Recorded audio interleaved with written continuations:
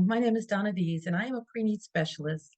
And we are going to cover filling out a contract for a cremation. And in this particular contract, I will show you the services and the merchandise that are needed for someone who wants to be cremated and have their ashes at the service. So there will not be a body at the service, but just the ashes.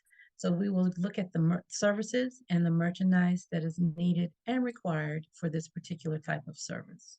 Used to it. This fact sheet up here or information sheet here, all of the information here that you will send to Muriel. It tells you what type of contract it is. All of that is the same. Again, you've learned how to fill all that out. So let's look at the numbers. We're going to have at this one, instead of the body being at the service, their ashes are going to be at the service. So we've got the basic services of the funeral director and the staff. We're still going to keep that. You're going to keep that memorial service in there. They still have to be picked up from wherever they are when they pass away. You're going to keep that amount in there. We kept that one family car in there. And again, remember, we're going to have that cremation, actual cremation service of actually being cremated. And that's what that is. Now, you notice over here, there's no merchandise that they need.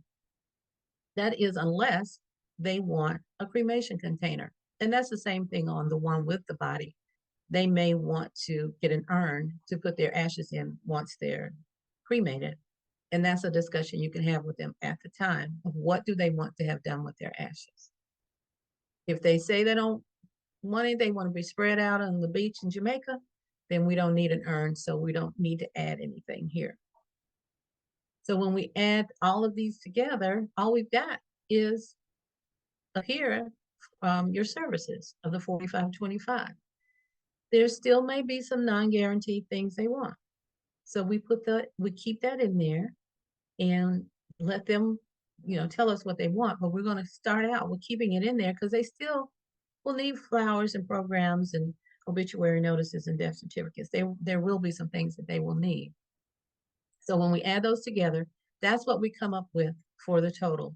And again, we've got the pay factor already put in here of that 1.410, 0.0141 is actually how you're going to enter it in.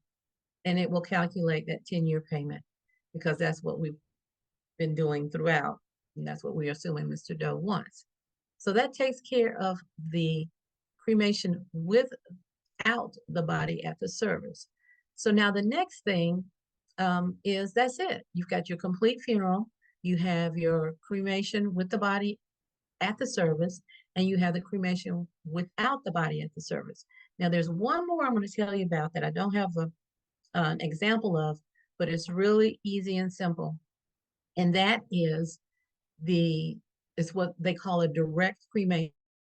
That's when someone tells you, listen, all I want them to do is come pick me up and I want to be cremated.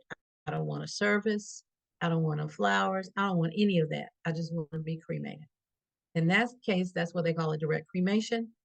All you will need to add to that would be picking them up, transfer of deceased to funeral home because they still have to be picked up, and the cremation itself.